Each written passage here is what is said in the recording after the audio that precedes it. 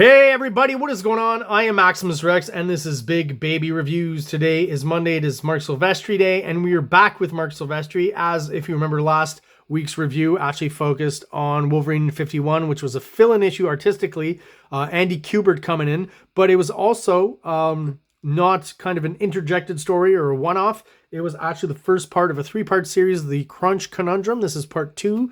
They started off with a fill-in artist, but whose style is pretty complementary and similar to Mark Silvestri's. I talked about last episode how I find there's kind of a connection between Mark Silvestri's art, Andy Kubert, Adam Kubert we'll throw in there, and Greg Capullo. They kind of have similar approaches, I guess, and styles in their art, so that it wasn't too jarring, even though there's a fill-in issue and a fill-in artist, to move from chapter to chapter with different artists. I think the flow goes pretty well from issue 50 to 51 to 52, from basically Silvestri, Andy Kubert, and back to Silvestri with this issue 52, cover dated March 1992. And I do think this is a period where Mark Silvestri is working on both Wolverine, I guess finishing up his contract on that, and also CYBERFORCE for Image. So there's kind of some imagey kind of stuff popping up in this issue, if I can put it that way, and make up a word. And the first thing being this character, whose name I forget, another kind of clawy, spiky villain for Wolverine, as usual, claw-themed, and very kind of 90s Image look to her. I believe that's a woman, yeah. Those are breasts. Very 90s Image look to her. The kind of bondage gear, the straps, right? The extravagance, the spikes. Definitely would be right at home in CYBERFORCE, I think. That's it for the cover. Also want to mention, for some strange reason, they bring back a really old Art Adams headshot from like 1987. Not sure why, but they do it here. Just a weird kind of decision. I guess they needed a quick headshot, and that's the first one they found, maybe? Just a hypothesis. Let's have a look inside. So the art is still pretty much what we expect, pretty stellar. It's not Image Silvestri because, of course, he's being inked by Dan Green, but definitely a style that we're accustomed to and that I like. There's still a tinge of, I talked about issues and issues ago, 20-odd issues ago, about the Mignola influence on Mark Silvestri. So I'm still seeing a little bit of it here and there, and a little bit of the Buscema as well. But definitely, by this point, he's got his own style. He's made it his own. Starts off with a cool splash, kind of reminding us of the last page of last issue, bringing us back into the story. Is that Andrew Dice Clay? Who is that? Bill Hicks? If anyone has any idea, I feel like that's a stand-up comic. Any theories, let me know in the comments. So, of course, you've got Spiral kind of breaking through, and then some other character following her through that portal as well. And that is this character here, who's called, what is it, Spiral? Plasma Wraith. So I don't know if that's her name or it's a description of what she is. I guess she's a Plasma Wraith. So, of course, our Blade characters get to blading and cut her arms off, basically, real quick. And then she kind of just gets sucked out or sucked back into a painting or something. I'm not quite sure. It's kind of a weird sequence here. It's pretty surreal. But the art is really out there. If we're talking about layouts and stuff, this is definitely more similar to Image style layouts. Not so many panels per page, more anchor shots, right? You've got a good anchor shot here. That page, you've got a good anchor shot here. I mean, we only have 4 panels on this page. We only have 4 panels on that page. We had a splash before that, right? So even this here, right? 1, 2, 3, 4, 5, 6 panels. That's pretty good. I like the overlapping of the panels. Silvestri, again, using some of those 90s techniques, those Image techniques to create interest on this page. And just every drawing he does is just like, if it's not necessarily the best drawing, it's always super effective, I guess is how I put it, right? Like the angle, the top of this, indicating that we're looking up at him. The shadows here of the Blackbird, I believe. And with the line through the negative space so that we know it's going fast. He's master storyteller.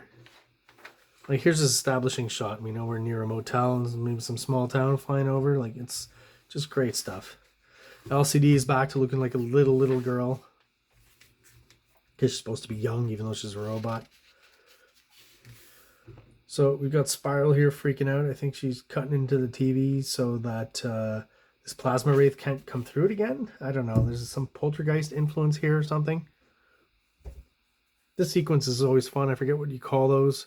Man, it's escaped me right now, but you know, the repetition almost of the breakdown of the animation of a movement, something you would do in animation.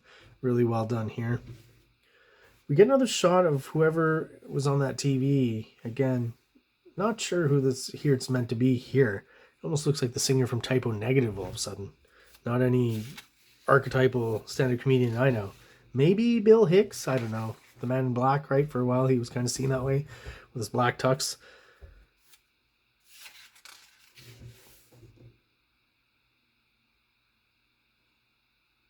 So spirals, I'm not quite sure. I'm the only one. There's traffic jam in the time stream. Every time shifter, transdimensional. Okay, so here's the exposition. Transdimensional tripper and space-time juggler in the continuum is hurtling towards the crunch in multiple existences. Some are old acquaintances of yours. Yeah, this would be a good example of why, you know, the storyline doesn't really interest me that much. When it gets too much into that, every comic, when they've got nowhere else to go, just gets into the multiverse and the time. It just, I don't have a problem with time travel stories per se if they're really good, or multiverse stories, but it's just so easy to fall into that, and it's just seen so much of it now. We've seen so much of it in the movies. It's just not something that interests me much. Still very good establishing, you know, the motel once again here, and very 90s kind of sequence here. Jubilee and her rollerblades, right? Those went away, but I mean, in the early 90s, very popular. And as she bends down to tie, she narrowly misses getting zapped here. And I guess we'll see later who's that's from. There's like a tornado here or something. Yeah, this is great anchor shot here. Like more of this multiversal bullshit stuff. Now there's a time folds in on itself. This is where I lose interest. Just not my kind of stuff. The art's great though. Once again, Jubilee on her rollerblades. Oh, I remember in issue 50 she was using them too, eh? Or sorry, 48 I believe is the issue where she's going through the where Wolverine was experimented on, some sort of big like manufacturing plant or something up north in Alberta. She's riding around on her rollerblades. That didn't last too long. I guess she got off the rollerblades at some point. And we get a big reveal here. Unfortunately, not on the right page, right? You would think this Jubilee going to open the door would be down here, so you can turn the page and see this right away. As you flip to this page, you've already ruined kind of the reveal here, right? Great shot of Mojo, though. Fat slob that he is. Yeah, good stuff. Popping out of the panel. He's bigger than life, larger than life. Yeah, good job there. And here we are in the tornado of time, and time folding in on itself. And, you know, it gets a little over the top and ridiculous here, especially the fact I love when Wolverine smoke, and don't get me wrong, I've said it many times, but to still have his stogie all throughout that tornado. This sequence is kind of fun though. It gets kind of surreal and almost like, I don't know why this reminds me of Ronin somehow, the treatment of the shapes and stuff. Just a weird observation maybe, but how they fall here like paint or like ink, I think that's cool and interesting. It's a good choice there by the artist. So they end up obviously in some other dimension, which I think this is cool insofar as it's basically Apocalypse, right? The new God's planet. If like, where else would you have fire pits like that? Who was the first to do it? Jack Kirby. I can't imagine that Mark Silvestri wasn't thinking of that when he created this here. Whatever they call it in the storyline or whatever, this is Apocalypse from the New Gods for sure. The fire pits. Even got like a semblance of Kirby crackle here going on. Bit of a Mike Mignola style too. Great double page spread though of that environment. Good establishing shot. He's not skimping on stuff that sometimes can take a while to draw, right? Another Plasma Wraith. So we got another one here. So not a name, but a general description. Some sort of soldiers of Apocalypse. Oops, whatever planet or universe this is. So, of course, they got to attack the Plasma Wraith, right? She's the evil baddie here. And Mojo shows up, the auteur. Mojo, by any other name, would smell as sweet. Now, while she's distracted and confused, strike Okay, so Mojo basically saves Wolverine and Spiral here. Interesting. Love these shots. Like how it's a whole planet. That's Apocalypse. There's, you know, whoever, again, Mark Silvestri, when he was drawing this, he knew exactly what he was doing. So what happens here? Jubilee's stuck with Mojo. Tries to give it the fireworks, maybe blind him a little bit. It works, it seems. But then he takes out his pet, which of course is another Plasma Wraith. Gotta say, there's clearly some Pinhead Hellraiser influence in the costume design. I would say the kind of leathery dominatrix kind of gear, straps and all. This kind of thing on the head, right? There's very, I think, obvious inspiration from Hellraiser. The chains, everything. So back in Canada, we've got Albert and LCD flying up to the abandoned facility, as she says. So I guess that's where Wolverine and Shiva faced off a few issues ago, right? What a great level. Like, the background details are just like, this page is almost all backgrounds in the sense of establishing shot, right? The facility is right here.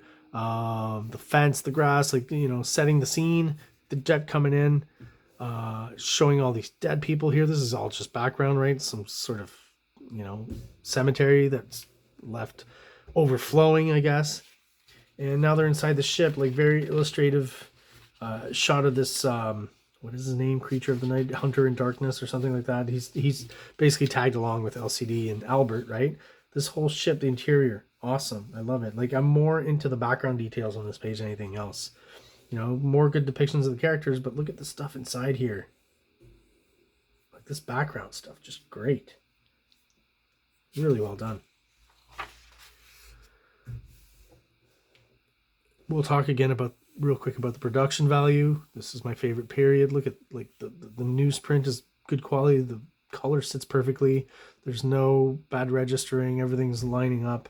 Colors are nice and saturated. Looks really good. And this is a good example of it on this page. And they're digging and they basically find what seems to be Wolverine's skeleton here. So questions, right? They're all kind of surprised. And just, I'll finish off with just this cute little shot of, I gotta say, LCD with the butterfly on her nose, and whatever the colorist did here, I hope you can pick this up on the camera. It's like you've got whatever skin tone they're using, but as it gets to the center, it actually whites out a little bit. Like there's like almost like a light white emanation coming out here, and it just does something to heighten this whole scene here and the innocence of it and the look of it. Really great coloring idea and job right here, subtle.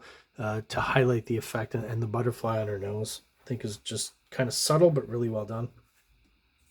So again, another artistically great issue when it comes to Wolverine. Good job, Mike Silvestri, and I forgot to maybe go through the credits. So real quick, Larry Hama once again, Mark Silvestri, we know. Dan Green is on the inks. Coloring, Steve Bucalato or Bucalato. Congrats, because really good job on the colors in this issue. So there you have it. Those are my thoughts on Wolverine issue 52 by Mark Silvestri and Larry Hama. Let me know what you think in the comments. If you have any questions, concerns, let me know as well in those same comments. Those of you who are already subscribed and are still following along to my videos, thank you so much. I really appreciate you being there and still supporting me. Those who are not subscribed but are watching videos, please do so. It's really quick for you, and it really helps the channel out. It helps us grow, helps get us out there to other like-minded people who might have the same interests that we do. So without further ado, I'll let you guys go. Thank you so much for watching, and I hope everyone out there has an awesome day.